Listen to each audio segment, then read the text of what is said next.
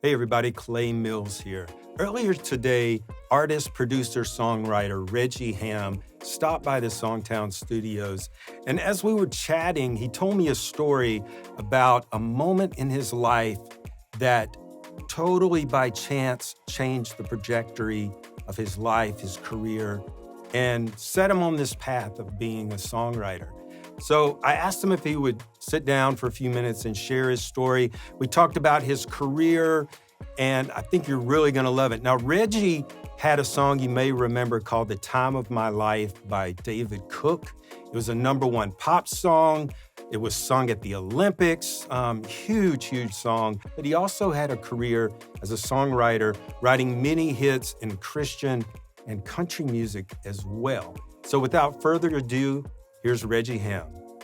So Reggie, the other day I heard on your TikTok, which made me want to call you up and ask you to come on the show.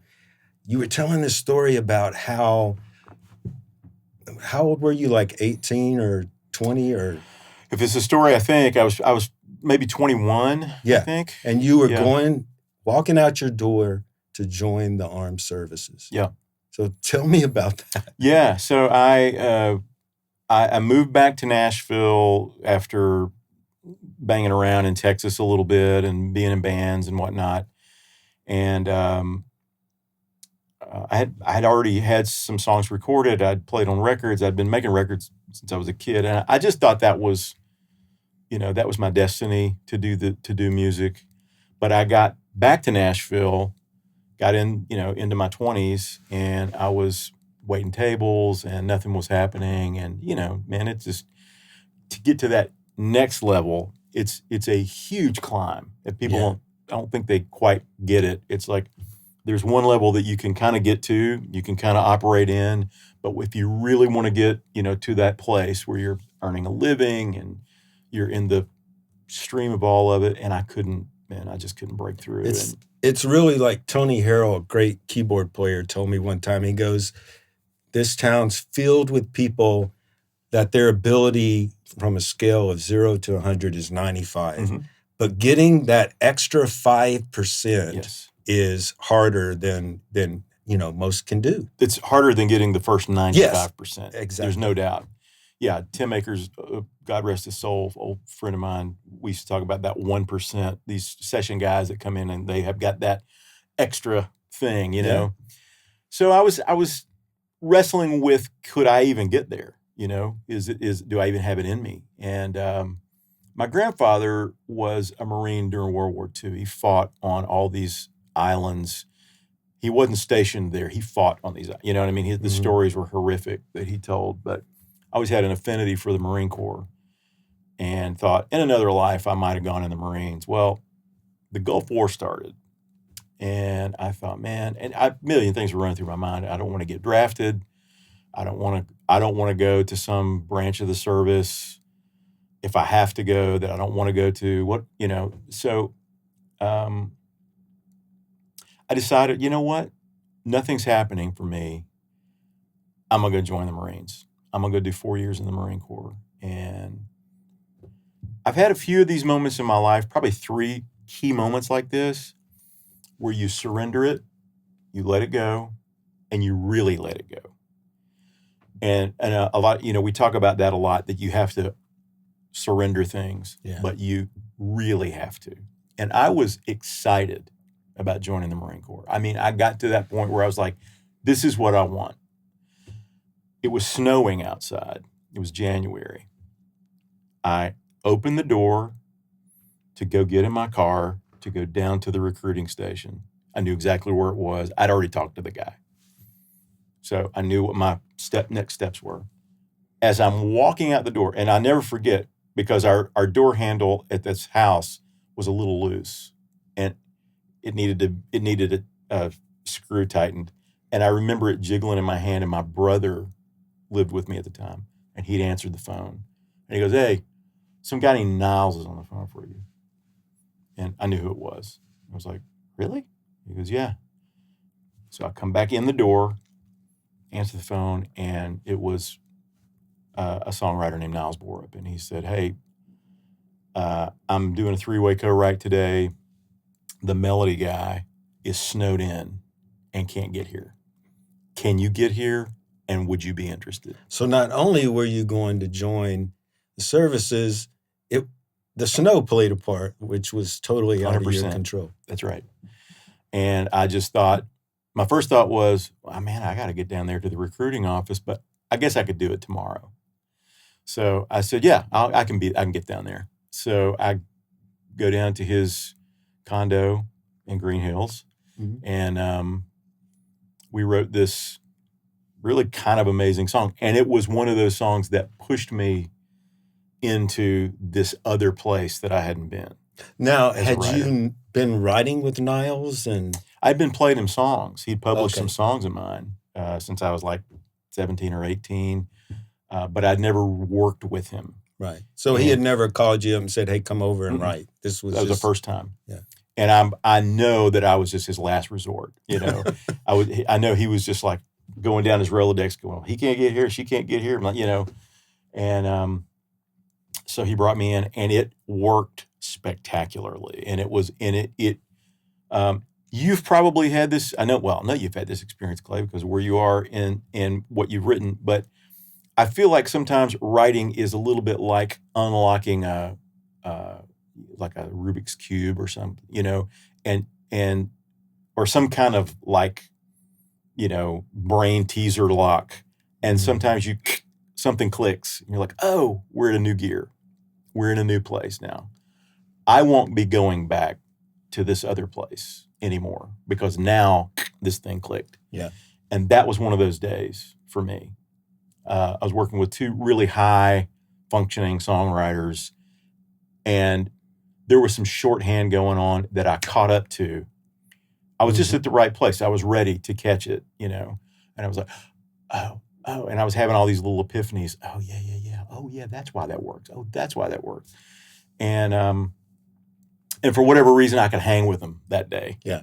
You know, and maybe a year earlier, I wouldn't have been able to, you know, maybe 2 years earlier, I wouldn't have been able to, or maybe I was always ready. I don't know.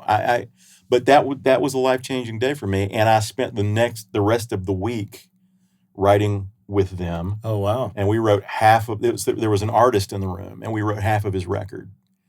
And and that just, the floodgates opened, you know, for me at that point. I mean, it didn't all become perfect, but it took me to a new place as a writer and made me then realize, oh, yeah, I think I can do this. You know, I think there was some couple of things, or 3 or 4 or 500 things that I was missing that I kind of, at least I have a beat on now, you know. Right. So you started having success, a lot of number ones in Christian. Yeah. And then maybe you had a solo album that was poised. You were on a big label. Yeah. A good team behind you, from what I remember. And it was poised to take off, but then it didn't. Yeah. And so you had some years you were struggling, and then American Idol comes into your life. Yeah. I had the artist thing with much fanfare, you know, and it's a great record. I've heard it. Oh, so thank you. You know, it was just one of those things. I made it kind of in a vacuum, just did the record I wanted to do, and people took note of it. It kind of happened at the right time. You know, the John Mayers of the world were coming along. When I was making this record, you know, I had people pulling me aside going, dude, what are you doing? Nothing sounds like this right now, you know. But it kind of happened at the right time, and I thought that I would be a part of that wave, you know, the singer-songwriter, or the new thing. But the adoption of my daughter changed the trajectory of everything for me, and honestly, thankfully so. You know, yeah. I think that I'm very thankful that I was taken down the road of becoming a better human than the road of becoming a rock star. Right. But what did suffer, so my daughter has something called Angelman syndrome. It's a very rare genetic disorder. Requires 24-hour care. And so my wife and I became caregivers, and that really, you put your career second. You put everything second, you know, and you have to. And I did. And so a lot suffered in the music business as a result of it, which is neither here nor there, other than you do have to make a living. Yeah. And so I kind of got to the point where I wasn't making a living, or it was very hard to make a living. And then the music business just kind of stopped. It was like once we stopped selling those plastic circles, Yeah. The money went all kinds of weird different places, and we could do a whole podcast on that. We all know what happened there.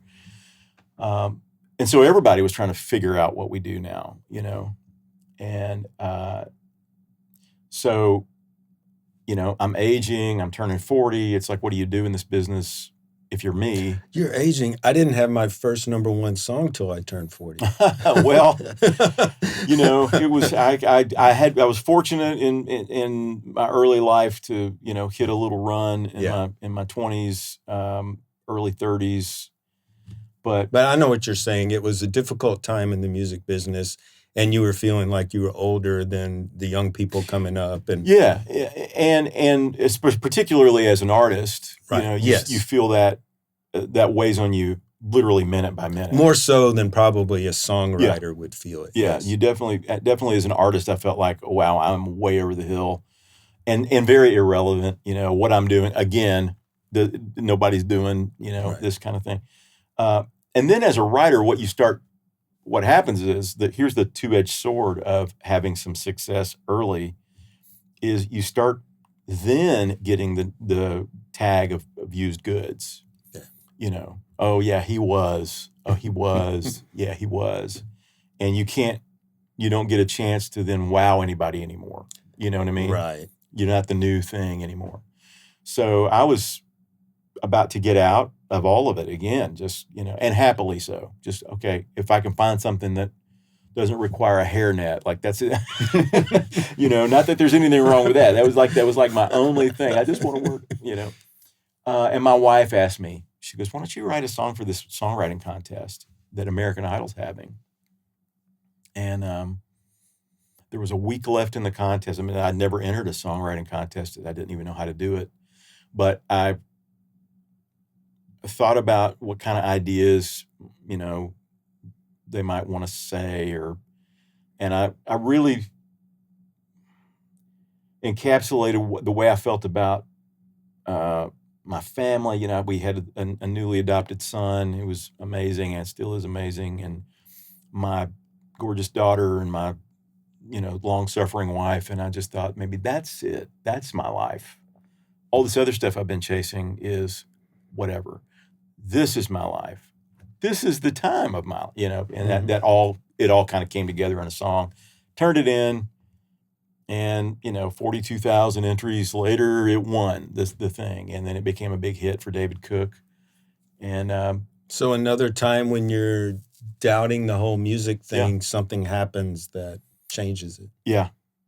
It's really weird and it's maddening, honestly, Clay. It's maddening because I've been through that about 25,000 times.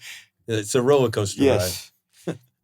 And you're always, I posted a thing yesterday on TikTok. It's like people ask me, do you ever want to quit? I'm like, dude, every morning I get up, I want to quit. I don't know why I keep doing this or how I've continued to do it, or even if I should have, but what I've come to now, after all of the business of it and the writing, for publishers and the writing for artists and being an artist and being a producer and owning a label and blah, blah, blah, I've done all of it. What I've come to now is, and I wore the hat. I work with this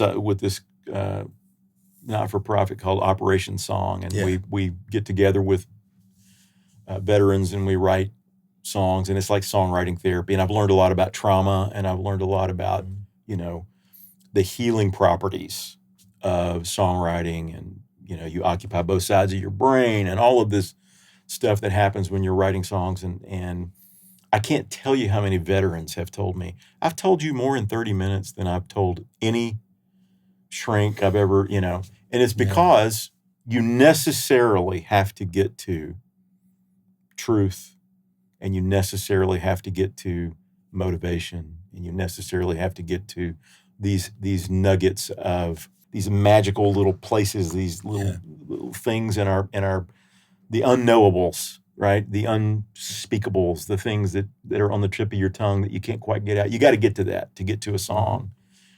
And I think through that experience and through learning about trauma, and there's a lot of trauma involved in caregiving for someone with special needs. There's a lot of trauma involved in adoption.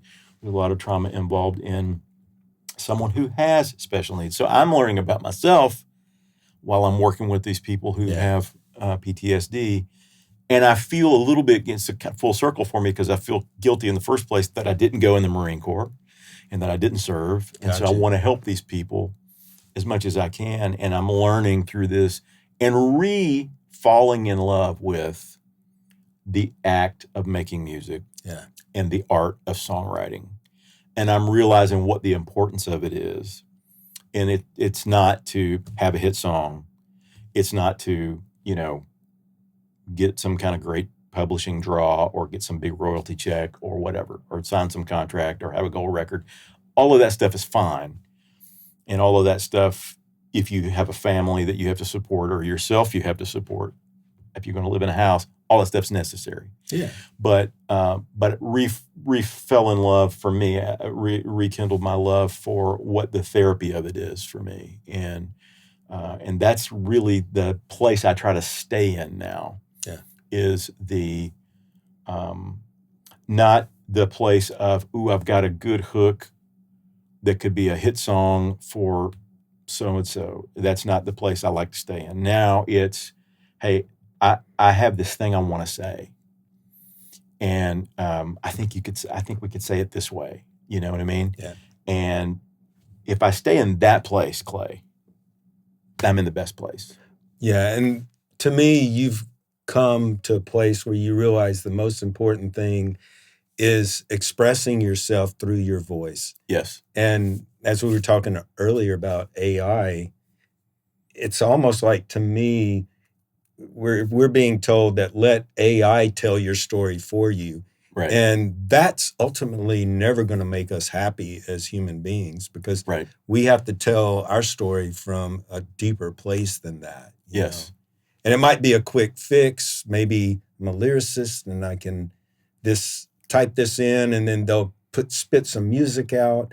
But ultimately, I think it's like a quick fix. It's not going to give you that same feeling as sitting in a room with someone and writing a song by yourself. And yeah. Did you ever see the movie The Fly? Yes, a long time ago. Jeff Goldblum. And so he keeps sending stuff through the teleporters. Yes. And it keeps coming out wrong. Yes. And he finally realizes the flesh. There's something about the flesh. There's something about the imperfections. There's something about, we talked about this earlier, there's something about all of the amalgamation, the sum of the parts being bigger than the whole being bigger than the sum of the parts. And that's the same thing, I think, with AI. Yeah. We're teleporting something that's an inanimate object from A to B with AI. What we're not doing is factoring in the humanness of it. And like I said, AI doesn't know what grass feels like beneath its feet, doesn't know what the sand feels like on the beach. It doesn't know what it smells like before a storm. You know what I mean? And that's the story we need to tell, right? Right. Not just A plus B equals C kind of lyrics. Yes, it's not math. It's not like, I think where AI, it kind of assumes that this much of the journey is always going to be the same, and then this will be a little different. But everybody's journey is different from the very beginning. That's right.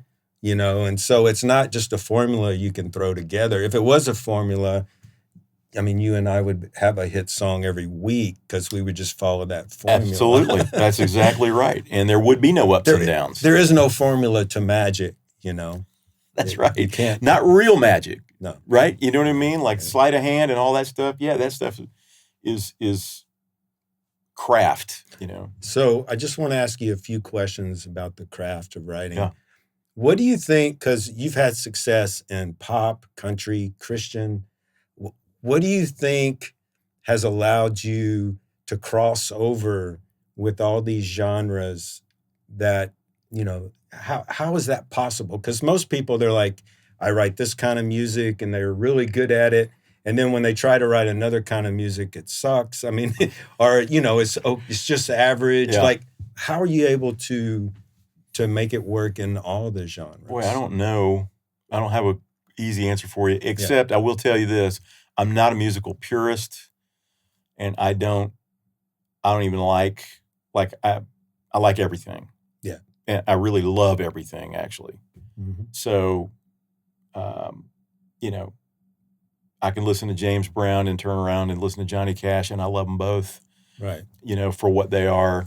So I don't know. Maybe that helps me a little bit. I don't go into anything trying to write pop, country, Christian. I mean, with Christian, obviously there was a box lyrically that you had to be in. Right. But I was always banging my head on it musically. I was always getting brought to heel by the labels. You can't do that. But lyrically, there was a thing, but I came from that, so I knew what the language was. So that was a little easier for me then. But I don't know, man. I just like all of it, and I don't, like I said, I don't go into it thinking country or pop or whatever. Do you just go in trying to write your best song? Mm-hmm. Is it? Yeah. Yeah. Will this resonate with anybody? And I never know. Like I my default position is nobody's gonna like this. I never know that it will resonate. But if it resonates with me, then I go, well, if there's one other person out there that it resonates with, then okay, we'll be all right with that. And that's my only gauge. Yeah. And if I'm feeling something false in it, and you're not there, then I know that somebody's going to pick up on that too. You might pass it. We've all had the C-level song that got cut, and how did that get cut? Yeah, how did that get cut? And you've got these amazing songs over here that don't. Yeah, nobody's ever heard. We've all got those, and sometimes that will pass, and a hooky like I said, a hooky melody, man, can cover a lot of sins, but the things that really resonate over a long period of time, you want to feel it first. Do you have any process? Do you write music and lyrics at the same time, separately? Does one come first? Usually for me, I've grown into this, by the way, because I used to kind of always have other stuff going. Like I'd have little lyrics going and I'd have music going. I found that Billy Joel said, I have to write the music first. And when I heard him say that, I realized I do too. Mm-hmm. I think the lyric is always subservient to the melody. I think that it might be poetic, but you're not writing poetry. Right. You're writing something that serves a melody. And for me, the challenge is, let's write a great lyric that serves that melody. You know what I mean? And I think I heard you say this, talking about syllable counts. Maybe my poetry has 8 syllables, but the melody has 6. Yeah. Hey, let's see if we can make it 6. Yeah. Because to me, language, there's so many more options. Yes. There's, for one word, you might have 8 alternate words. There might be different phrases that mean the same thing. So if I have 6 syllables, there's a good chance I could find a language to say what I want to say in right. those 6 syllables, or however many syllables to me, that's the difference between the amateur and the pro. Right. The amateur goes, no, it's got to be these 8 syllables. And the pro goes, no, we can make it happen. we can find the 6. Yeah, because I mean, I'll hear somebody like Taylor Swift. You can love her or hate her, but she's written some amazing stuff in my viewpoint. I've seen her take a whole verse where practically every line of the verse is 5 syllables, like just these 5-syllable phrases over and over and over. She didn't have any problem saying what she needed to say in that verse, right. Yeah, and I think a lot of this falls into the heading of artistry. Right. I mean, obviously, there are things I will say as me, Regie Hamm, that may not be for everybody to say, But I think when you get to the hardcore craft of being a songwriter, where you're trying to write White Christmas, that could be sung by anybody and everybody, anytime, that's when I think you do have to be more of a stickler for the craft and make it airtight. I go back now and look at hymns, and I'm like, well, everybody knows these first two verses, and nobody can remember the other verses, the other 29 verses. And I look at those other verses, and they're not tight with the melody. Right. So there's got to be, to me, that says, okay, that verse or two that everyone remembers is because those lyrics were tight with the melody. Yes.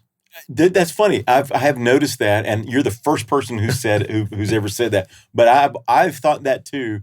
That I know why I don't like that verse. You know what I mean? That's clunky to sing or whatever. Right, yeah. That first verse is great, but that fourth verse. So yeah, I think that I've never thought of that like that, but I think it's right. I think that's the goal. Is to make everything trip off the tongue. I just feel like it was always there, and that I to me the best songs are the ones that you feel like you uncovered. That was always there. You just happened to be the guy that uncovered it. Do you remember Tom Shapiro? Oh yeah.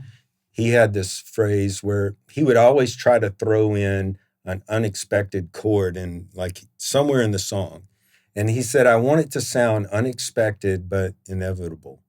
Yeah. And that's where I think the magic comes from. Yeah, it's like 100%. Once you hear it, you can never hear it any other way. Right.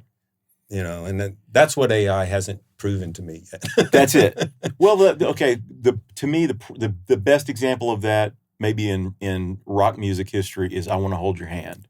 I want to hold your hand. Yeah. That is a very unexpected chord, but totally inevitable. Yeah. You know what I mean? Like I can't even think of where else you would go. Yeah, you can't not hear it. But I also can't think of if I think of the world before that song, I can't think of how you would have gotten to that either. You know what I mean? Yeah.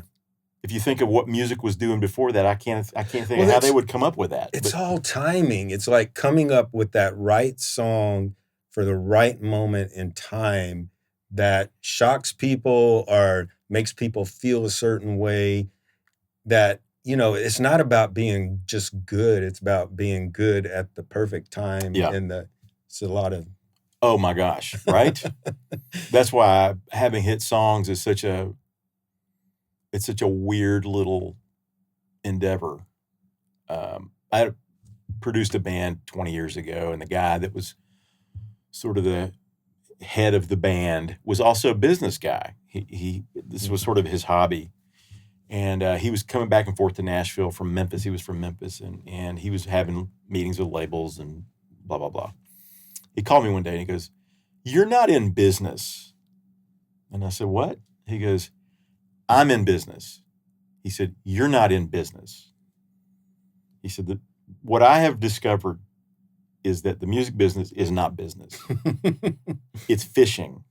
It's gambling." Yes, it's gambling. I've always said you are a gambler. You are not in because there is no way to quantify any of this. And I'm like, I know. You just have to. You have to have kind of a special temperament, I think, to handle what I call the float. And you're floating most of the time. People have asked me like, when I go to Vegas to play a show, and they'll be like, "What? You don't want to go gamble?" And it's like, no, I gamble every day of my life. I show up to write a song gambling that it might do something in this world. Right. I gamble on my talent. I don't want to gamble in Vegas. That is so funny that you say, I used to do a show out there, and I'd say the same thing. It's like, my whole life is a gamble.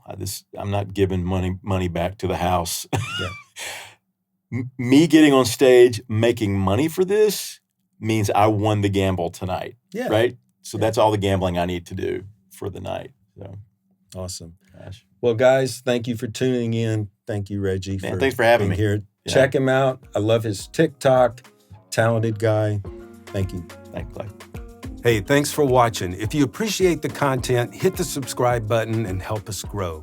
Shout out to Sweetwater Music. It's where Marty and I get all our musical gear. Great people.